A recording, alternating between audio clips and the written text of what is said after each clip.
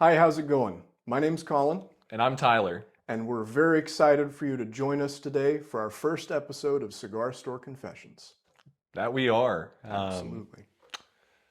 It's been a long work in progress to get here and get started on the hmm on the podcast. So Yeah, we've been talking about doing it for a while, and things finally lined up. We got the help that we needed, and here we are. A little introduction. My name is Colin Wright. I've been working here at Churchill's in Topeka, Kansas for about 6 years, and it's been a very fun job. It's tough work having to smoke these cigars all day, I'll tell you what. it is. It is. hmm My name is Tyler Musa. I've been here for about 3.5 years, and my grandfather started the business roughly 54 years ago.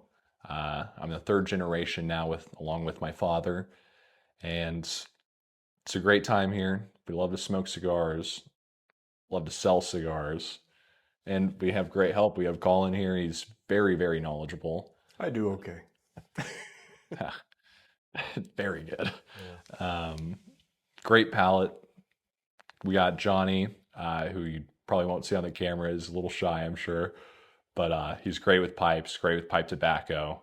My grandfather, he's very, very knowledgeable. Has been in the industry for since just about the beginning of the United States cigar world. So he's been around, and it's really cool to learn from him.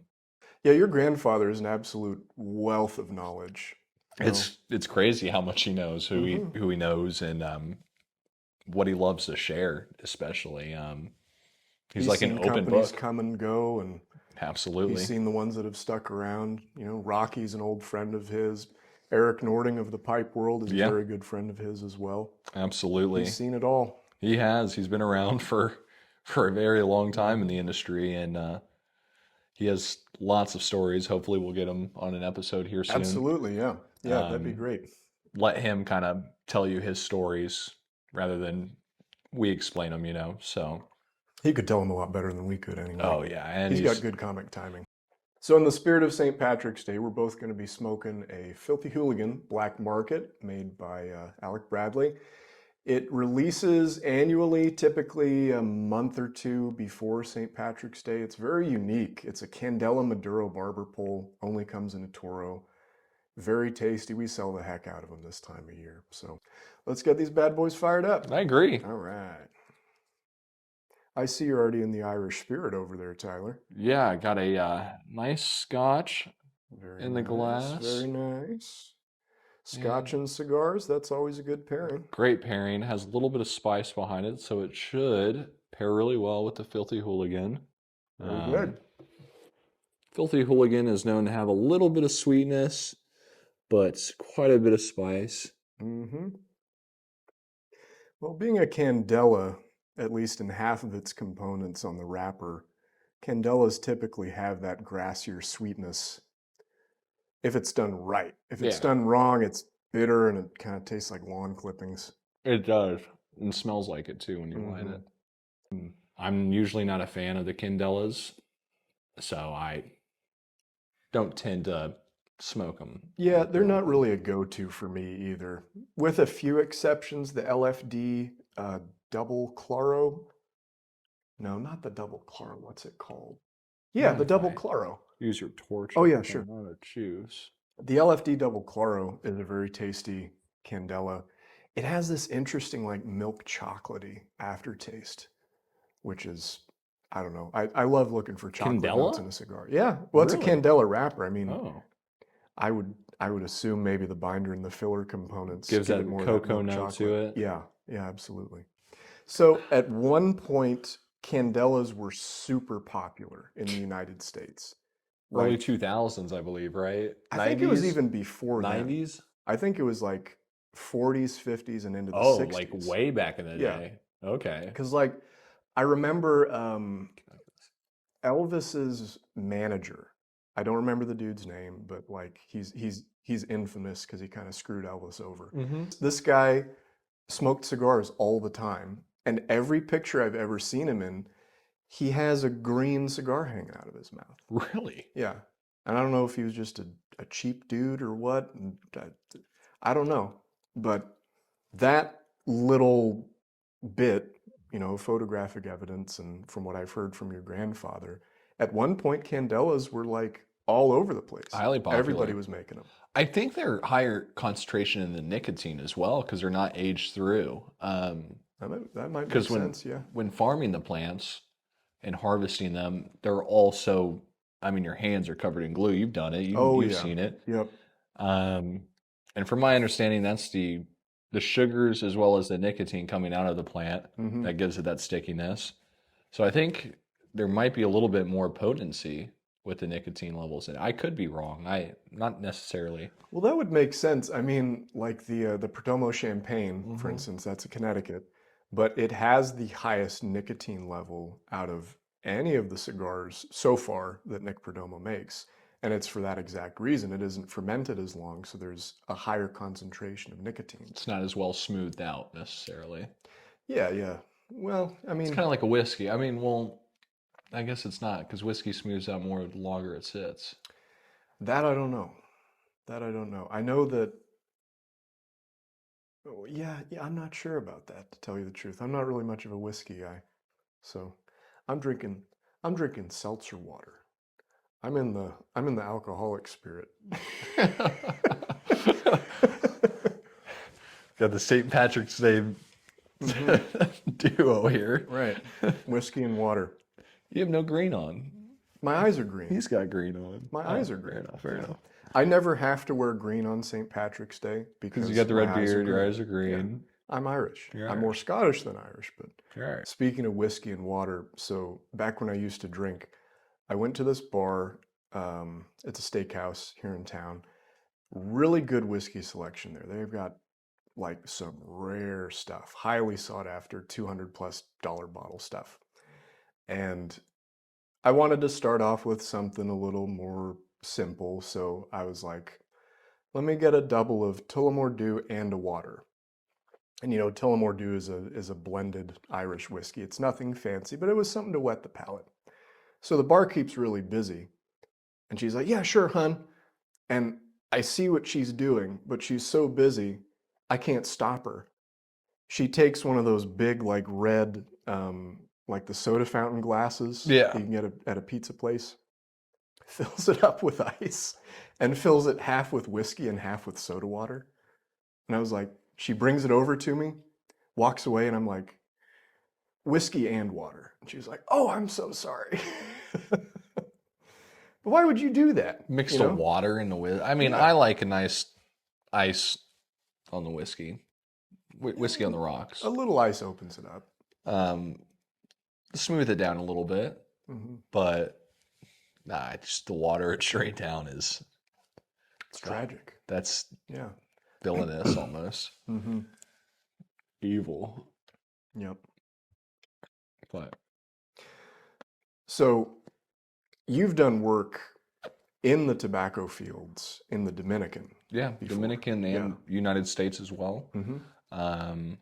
I was in the Santiago city in the Dominican mid-range, right between the two mountain regions, and I was working there with Casada and got to grow tobacco, harvest tobacco. This was like a factory tour, right? No, I was there for about 3.5 weeks. It wasn't a tour. It was all hands on, getting to learn Nice. necessarily. It was. I mean, I was working technically. I guess is the best way to say. They put me to work and taught me everything I got to learn down there. Got to learn how to roll cigars. Saw the whole process of tobacco from a seedling all the way up until it's rolled on the table by their master blenders and rollers. Um, great experience. I was there learning with Mr. Manolo and the owner of Casada. Great man, great teacher, as well as Corey Frisbee, who is a great friend and as well as an awesome teacher. Mm-hmm. Uh, just a great experience all around. Would not change it for everything. I got to help Corey in his farming over in Missouri. Mm-hmm. Got to- Dearborn, right? Yeah, Dearborn, right Missouri? outside of Dearborn. Yeah. as well as Weston, Mm-hmm. which is historically known for tobacco growth. Yeah, that used to be like the place to sell your tobacco in the Midwest area. Yeah, the big place. Everyone would drive there. This was 20, 30 years ago, and it was all burley tobacco, uh, which is It was that recent? yeah, it Wow. wasn't all too long ago. I believe they closed it down 20 to 30, maybe 30, 40 years ago, maybe a little Okay. longer. But I don't think it was all too long ago.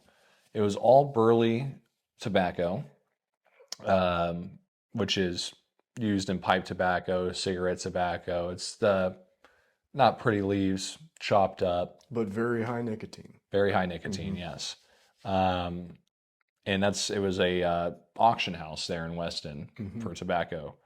Oddly enough, Corey Frisbee built his shop in the basement of that auction house for tobacco, Mm-hmm. and he has a huge festival every year, the Weston Tobacco Fest. Mm-hmm. Ever get a chance, definitely go. It's historical. It's amazing. Awesome shop.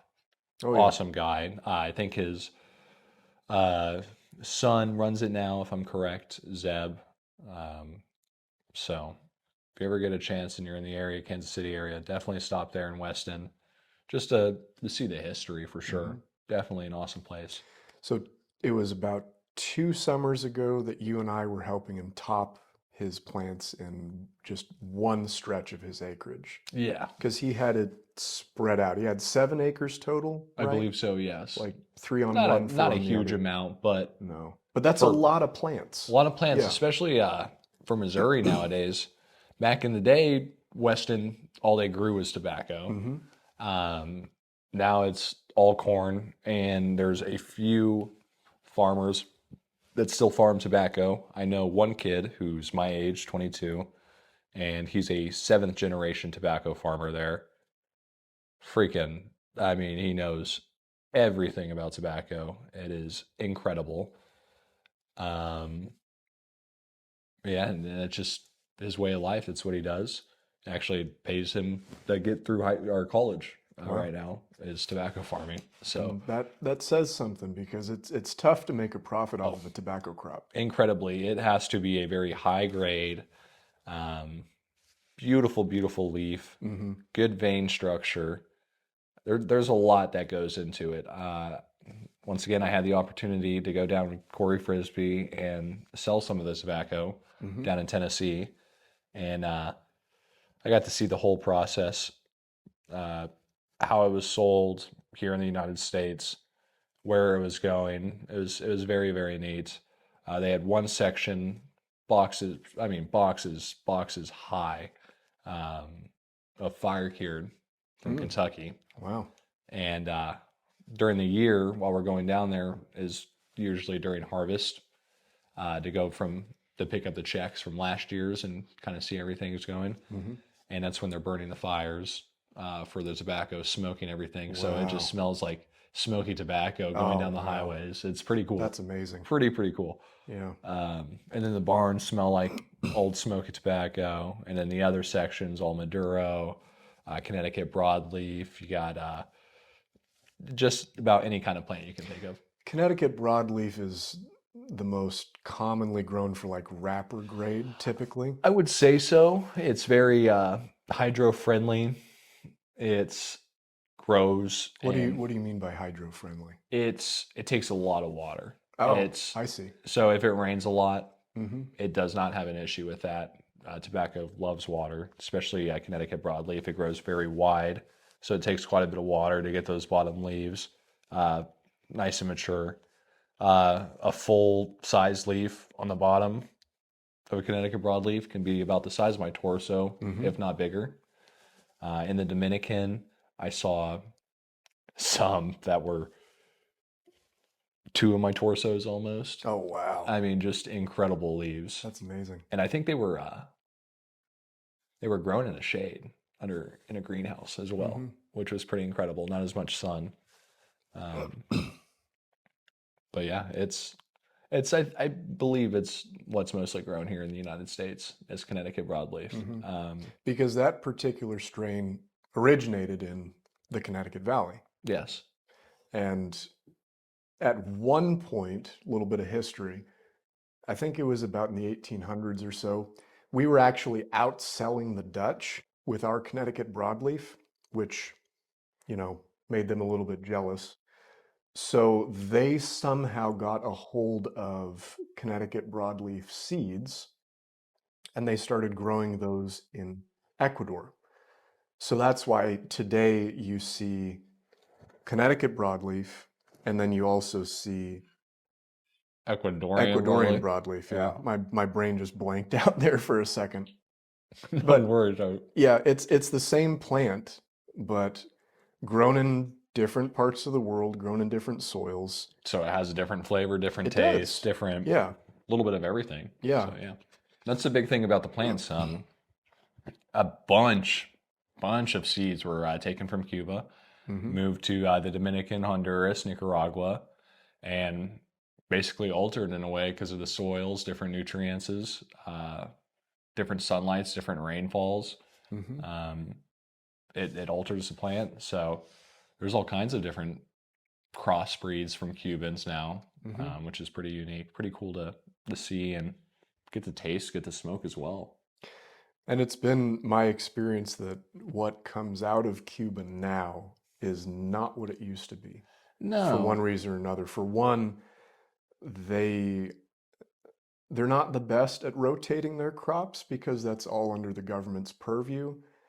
And being a communist government, there's a lot of restrictions there. So if a farmer says, hey, I need to grow corn here this year or soybeans or whatever, they're probably not inclined to allow them to do so. So the downside with that is that all the nutrients that the tobacco takes out of the dirt doesn't get replaced back into the dirt by a different plant Mhm. that takes something else and puts something back in. That's why, for instance, you see farmers here in the Midwest rotating between soybeans and corn because corn needs what soybeans don't and vice versa.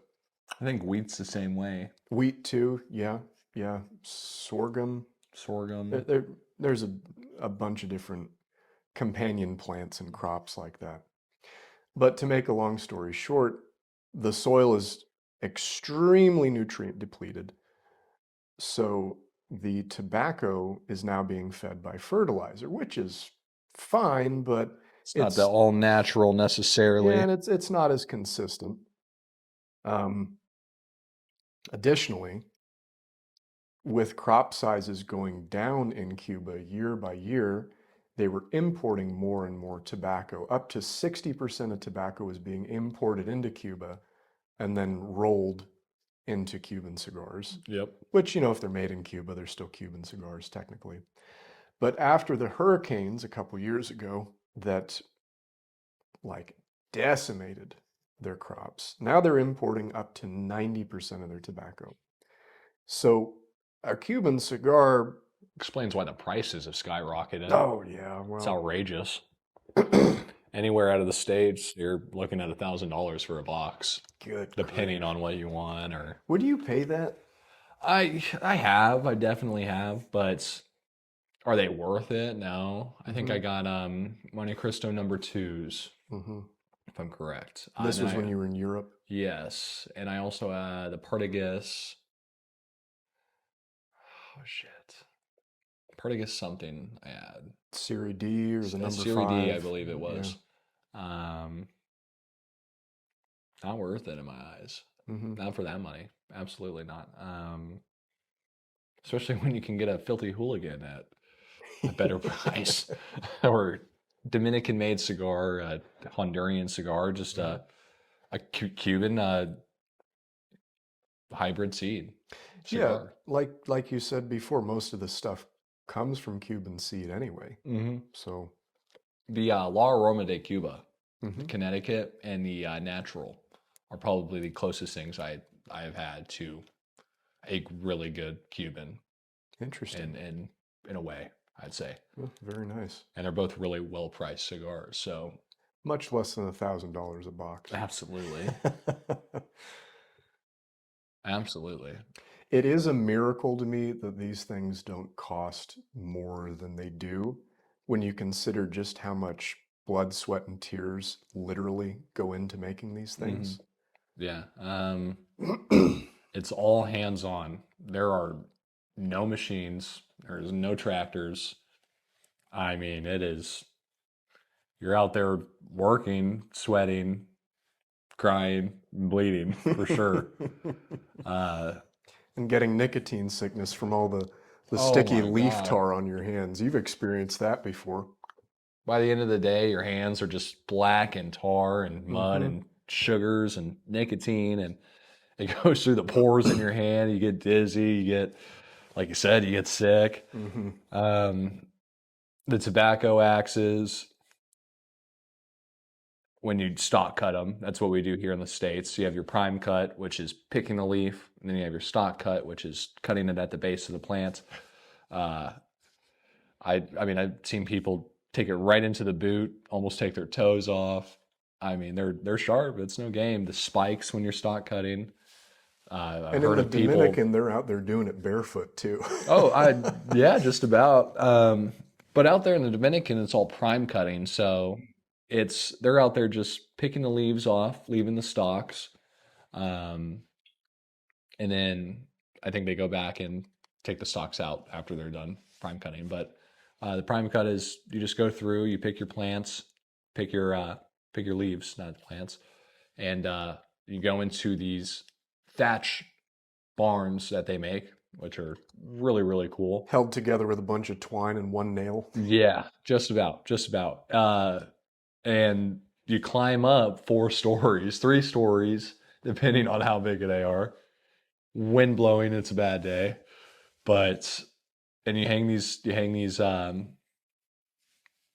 plants on a pole after stringing them up and everything, and it's a very cool, unique process. I'm not sure what they do in the fields in Honduras or Nicaragua, but it could be similar. I just know what they do in the Dominican. Well, each cutting method has different advantages. Hmm. I've heard that stock cutting, cutting it at the base and then hanging that upside down in the barn allows what remaining nutrients are in the stem to come into the leaves. Exactly. That's what I've heard.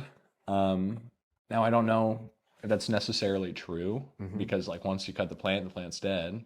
Yeah. I don't I don't I don't know. I've stock cut, I've prime cut, I've seen processes on both ends. Um, can't really see a difference necessarily with the leaves themselves. Um, I will say with the prime cuts, the leaves don't fold up on themselves and get necessarily too dry.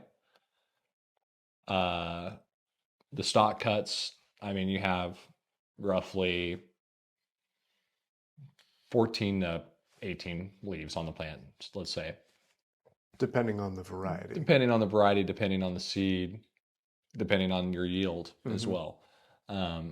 But roughly, I'd say that 14 to 17 leaf on a single plant is a good number. You might get one with about 20 or less. Hmm. Um, so with the stock cuts, yeah, the leaves fold, and this is what I've noticed at least. They fold, and when it's time to sort them and everything, it's a little bit more difficult versus the prime cut. Yes, in the beginning, it takes a little bit longer to take the leaves all off a single plant, move on, have every leaf stacked on. Our behind the scenes guy, Chuck, the one that's made all this happen. Shout out to Chuck. Love the guy. He'll add all the pictures, all the videos I have of the trips of working here in the U.S. At Weston, um, which we did get a fact check. It was in the last 20 to 30 years that they did an auction. And that's crazy The to me. biggest one in the west of the Mississippi. That's It crazy. was over 9 million pounds of tobacco sold there a year, Because roughly. whenever Corey would talk to you or I about that, or you'd hear about Weston through the grapevine, it sounds like Mystical something, old yeah, like fairy tale. 200 years ago. And I But it mean, was that you go recent. there to the barn, and the barn looks old, worn down. Yeah. It looks like an old town. It really Hmm. does, which it is. There's a lot of history Oh there. yeah. But yeah, the auction house was roughly 20, 30 years ago. Hmm. 2004 was the last auction, correct? 2004. So Well, before all the big anti-smoking campaigns started. And back in the good days. But back to the prime cuts, stock cuts. If I had to pick a preference on what I would do personally, I would go with prime cut Mm-hmm. just over the fact that on the back end, it makes the sorting process a little bit easier. Um, the leaves are already basically lined up on a pole once they're ready to come out of the barn. Um, and it's just a little easier for your sorters to go through. Sure. Now, on a smaller scale, stock cut's the way to go for sure. It's easier to hang, easier to prepare, Mm-hmm. easier to harvest. Takes up more room though. It does take up a lot of space hanging. Uh, To give you an idea, I mean, like a Connecticut broadleaf plant, I'm about 6'4".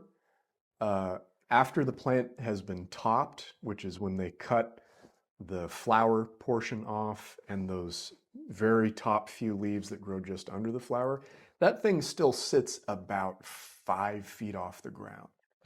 So yeah, picture that hanging upside down, a whole bunch of them on a pole hanging upside in a barn. So, and I mean that's here in the United States yep, where we don't have the weather to grow year round, yep. the rainfall to grow year round. The Tobacco Dominican, needs a nice hot summer. about 3 months of growth time. Hmm. Yep. And the Dominican, they have about 2 to 3 grow seasons, about 2, 3 harvests they can have. Uh, and I mean, I swear there's plants reaching 8, 9 foot tall. And That's once again, incredible. pictures will be added in there. That's incredible. Um, it was crazy to see, absolutely crazy to see. Hmm. And one thing that the field workers like to do, so you have a process of pruning on your tobacco plant, similar to like a pepper plant, or I think you do this with tomatoes as well. But you pull off the suckers. So suckers are little baby leaves that will pop up on the stem portion closest to the stalk of the plant. And those little suckers, if you don't take them off, will grow into sometimes a whole other stalk coming out of your plant. So, needless to say, you don't want those there.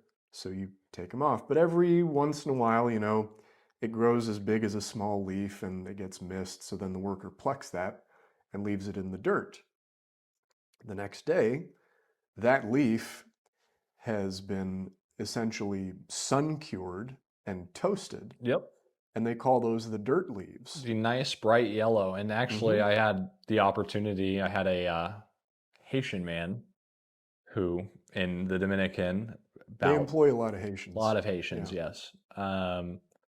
He rolled me up a dirt leaf cigar, Hmm. and that was absolutely wicked. Very sweet, They're tasty, man. and It's it like smoking honey. made me It's that sweet. sicker than a Partagas Black. Oh no. It was very high in nicotine, Mm.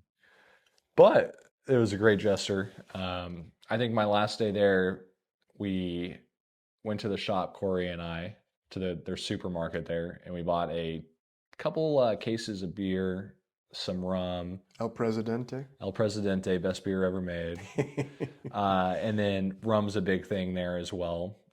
And we took it to the field workers and we just had a few drinks with them, had some smokes with them, and we just enjoyed our time, had lunch, and just kind of showed our thanks, like, hey, Hmm. thanks for teaching us how it was done, showing us the ropes, Sure. and Yeah. being very, very welcoming, Hmm. especially to people that, I mean, we did not speak their language at all. They didn't speak any English at all, but they were very patient, is a word I would use. Absolutely. Very patient. I'm sure they were really surprised too that you and Corey were so eager to get out there and get your hands dirty. Oh, the first few days, I mean, we were working in fields for about a week and a half, 2 weeks. First few days, they were like, who are these gringos? Yeah. Like loco crazy. Because most guys go down on the factory tour to like They're stay at dressed the up in resort suits, and yeah, yeah, nice watches. They bring their wives right. wearing sandals. Yeah. No, I mean, we went to the ocean and we were like doing, tubing, right, behind a boat, jeans and boots, if that tells you anything. Um, Rednecking it in the Dominican. you have no idea. So after that big trip, um, You and I started growing tobacco in our backyards, Yeah. and we It's a got, little experimental. yeah, that was very interesting. So I started with 19 plants. I grew 9 of them in one section off by themselves, 2 rows of 4, and then I put one in the middle, which if you have a big field, you're not supposed to do that because you're walking in between these rows. It doesn't make sense to have a plant right in front of you, but I was working with the space that I had. The other 10 I put off in the garden, and they couldn't fight it out with the peppers and the tomatoes and everything else. And They never made so it. they never made it. They're very, like I said, hydro-friendly plant. Yeah. They need a lot of water, and a lot of sunlight, which you have your shade grown also, so they don't Yeah. get as much sunlight. So it Sure. goes 2 ways, but those Sure, sure. leaves grow a little smaller and thinner typically. And I was advised to give them a lot of water as they're growing from a sprout, because that's what I started with. I didn't grow it from the seed. I had a sprout that was given to me. Yeah. A lot of water, and then you kind of taper off the water once it reaches to a certain height, because at that point you want to stress the plant a little bit more. That way there's less water in the stalk, and what water there is in the plant gets pushed out into the leaves. Thinner stalk, bigger leaf is the idea. A good system to have is a drip system where Mhm. you take a hole, like a hose, Mhm. and you take a little needle and you just make pinholes. It's what they used in the Dominican. Mhm. They have canals everywhere where all their fields are, as well as they grow rice there. I was there in January, so I think that's more of a wintertime crop for them. So that system like gives it little steady drops throughout the day. Yeah, constantly running, constantly dripping. But it's not large amounts necessarily. And in January, they don't have a whole lot of rain, so that's why they have the drip system. Okay, cool. But yeah, if you can have water on it constantly, that is definitely the way to go. Not too much. You don't want to drown your plant, of course, but Right. you want a nice constant flow. Yeah, Or drip. you know the plant's thirsty when its leaves start going like this. Yes, they start kind of caving inward, like They start reaching up. the right? top of the stem, so the part that sees the sunlight itself starts kind of caving in upward, if that makes like a book page. Yeah, Um, because the leaf is trying to act Shrinking like in a a way. bowl to catch the water. yeah, right. it's looking for water essentially. Um, but just like you, yeah, I cultivated my backyard, grew about I think 60 plants I had, and How did you get 60 plants in that yard? very very carefully. So you've got a pool in that backyard. Yeah, which worked for water. Oh. I'm kidding. Chlorine pool. Chlorinated tobacco. Chlorinated tobacco. Kidding. Oh goodness. But no, it worked. I have a little hill on the backside of my pool that, yes, it is at about a 60-degree incline. But after cultivating and planting everything, it was very easy to keep it clean, weeds out of it, all that. And it has direct sunlight about 12 hours a day. I mean, as long as the sun's out, there's sun on it. And then I did some shade grown under a tree that has no sun whatsoever, and definitely saw a difference. Both were Connecticut broadleaves. The shade grown did not grow as big and rich. The sun grown, which I definitely did water a lot more. I took a lot more care of the sun grown, but I was experimenting, so I just wanted to see what the differences would be. Sure. I even used fish as fertilizer. I planted fish over the summer whenever I'd catch it, and Did that affect the taste? not at all. No fishiness. Notes of mackerel? More of a scallop. Oh. But no fishiness, and the plants that I put the fish near actually grew a lot bigger. Believe it or not, I'm not even kidding. It was kind of cool to see. I just played around with different things and kind of tested it all out. I still have some of the tobacco that I grew, I lost all of mine. Really, it molded. No, so I did have a problem with half mine molding, oh, that hanging. sucks. Yeah, I took a different method. I didn't hang mine. I wanted to accelerate the fermentation process.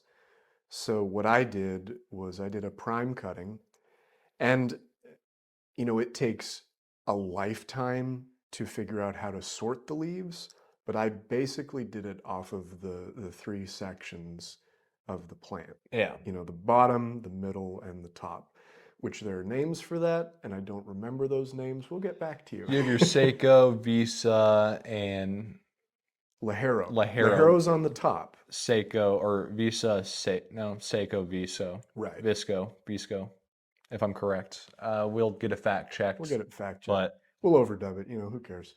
But those anyway, are the three names. I do know that. I sorted top, middle to bottom off of those 9 plants. Each plant produced about 10 leaves. About 10. So a little bit of a smaller yield, yeah, but it was. I know at least here where we live, we have a lot of clay. Yeah. Our dirt is Yeah, the plant, very, very hard, and yeah. it needs to be rooted down, the plant itself. Lajero, Lajero, Seiko, Velato. Velato, that's what remember it is. So the Velato. Lajero, the Seiko, no, Lajero, Viso. Seiko Velato. gotcha. Well, we got our fact checks Right. by one truly Chucky. Chuck. I'm Chuck. We're propping ourselves up like we know what we're talking about, but truly, this is a learning process. Yeah, no, we're still learning every Yeah. day. But So- this is what we enjoy. This is Oh yeah, this is for fun. It's fun. And it's fun. And we what's- want you guys to learn with us is the goal, absolutely. The most annoying thing is when you have someone who's an expert and they clearly don't know what they're talking about. Yeah, and we're still getting fact checked. Mr. Manolo, if you ever see this, I'm sorry, I let you down. He would study me every single day Yeah. about the plant structure and everything. The different palates in the mouth. There's 5 different palates on your tongue that you can get different tastes with a cigar on. Did not know that. Mr. Manolo is the owner of Casada. Wonderful, wonderful man. He's a good guy. Who I learned most of my stuff from. Absolutely. Yeah. And he's going to be disappointed, but it's okay. Yeah. I was disappointed in that crop that I had, which, again, it wasn't that big. It was like 90 leaves. And it was your first time. Yeah. It was a learning process. So there's about 12 different species of worm that eat different parts of the tobacco plant. There's one that just eats the flower bud, for instance. And then there's one that just eats the stalk. And then there's one that just eats the leaf, which is the most pernicious. It's the cousin of the tomato hornworm. Looks just like a hornworm. It's fat and green. It's got a big reddish horn sticking out of its rear end. So these guys will get up onto the plant and they'll eat and they'll eat and they'll eat. They'll eat an entire leaf In a day. Yep. So needless to say, you want to spray your plants down with a pesticide that isn't harmful to humans, Natural, yeah. but will take care of all of these pests because you want a good yield.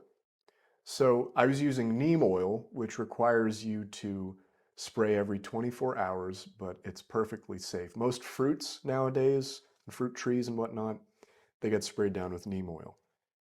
So after I did my prime harvesting and I sorted to the best of my ability, because again, I'm not an expert on that, I had missed a small cluster of these hornworm eggs Oh, no. on the bottom of one of my leaves. So I put them all in this box, because the idea with the cardboard box, it's the same reason you'd put a banana in a brown paper bag. If it's green, the heat from the banana fermenting basically ripens it a little bit quicker. Same concept with the tobacco leaves. So I'd check it on a weekly basis. First week was looking good. Second week, oh, it's starting to get a little yellow. It's looking good. Third week, it was starting to get brown, even better. Fourth week, I don't remember a hole being there. Oh, that's weird.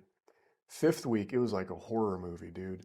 Gone. I opened up the box and literally moths flew out at me. Oh my gosh.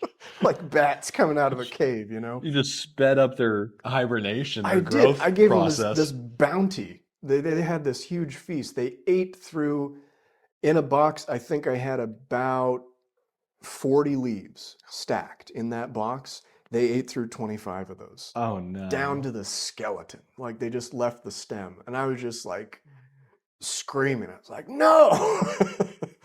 And on the bottom of the box, I had the whole life cycle of that worm, man. I had Oh, eggs over no. here, worms over here, and the grossest part, and it's gross because I was so mad at them, I had 3 of them that were in their chrysalis phase, but they were like pulsating. Oh, they were ready. Yeah, they were ready to They were pop ready. out. They ate all of your leaves and they were Yeah. ready to leave. Oh, so that was heartbreaking. I will say I saved about half my crop. I left it hanging, but when I left for Europe, I made the mistake of putting it in a box as well, but I left it inside of my garage. Mm. So there was no air, no flow, no nothing. And it just, all the sugars, all the sweat off the plant from the water inside of the stems and everything just formed mold. And when I got back, it was just, I mean, an ungodly smell. It was Oh, terrible. Um, every plant completely ruined. But I saved about 40 leaves I still have left. And yeah, just good. using them to roll. Fillers mostly, but I had the problem with the worms as well. And beetles. Big Oh problem yeah, with beetles. the tobacco beetles. Yeah. Yep. Yeah. Little Little devils. devils. They are. The interesting thing about the hornworm is that it's adapted to digest nicotine. Doesn't So, affect it at all. Yeah. well, it doesn't kill it, Mm-hmm. but it gets it high, basically. Yeah, and it enjoys it. It's It an enjoys addict. it, It's yeah. I mean, so are we, but I mean, they're eating the leaf for nutrients, but they're also kind of getting high off of the nicotine that's in it. So nicotine is like, it's a defense mechanism for that plant. So as soon as a hornworm bites the leaf, that plant automatically starts pumping that leaf with extra nicotine. I did not know that. So the worm's eating and eating and eating. And by the time he's finished half a leaf or a whole leaf, he's sleepy. He's getting sedated. That's why it's so easy to pick those things off and just toss them, or feed them to the chickens or whatever. Mm-hmm. But the interesting thing too is that as the worm is digesting and the nicotine is going through their body, they start exuding this pheromone that attracts predators. Isn't that crazy? That is weird. Like, even though that plant lost a whole leaf, that worm's still gonna die, probably. I mean, either us or a predator. Yeah.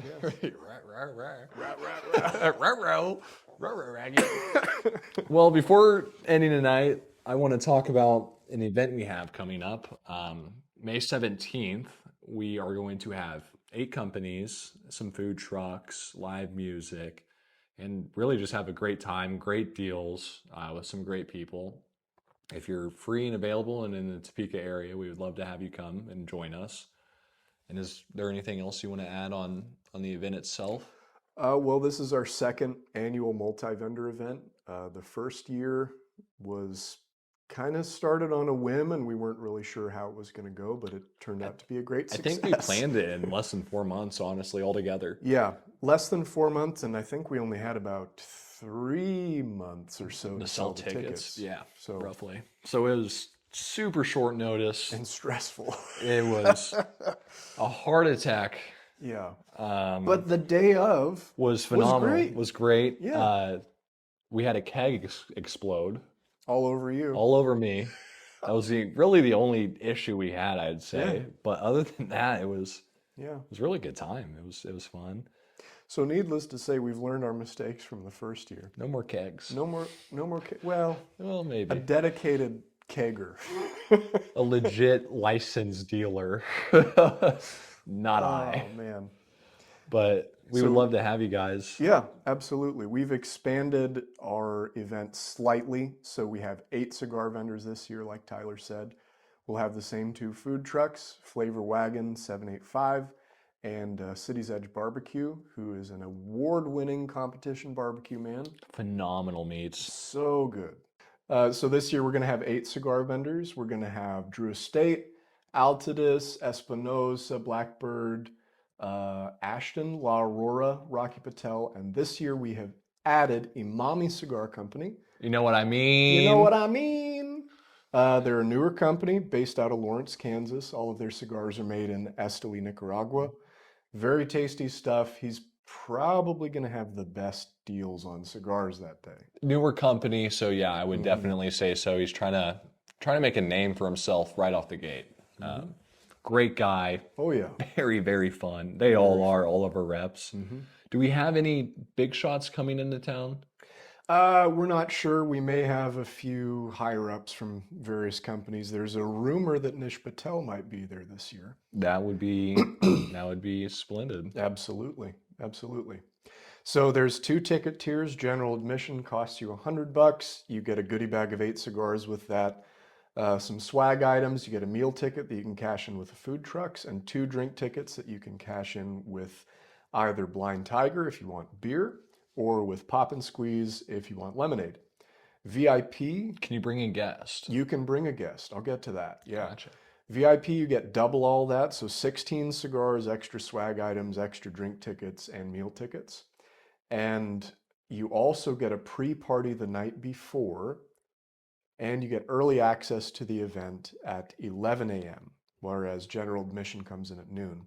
And this year, unlike last year, everybody gets to bring a guest.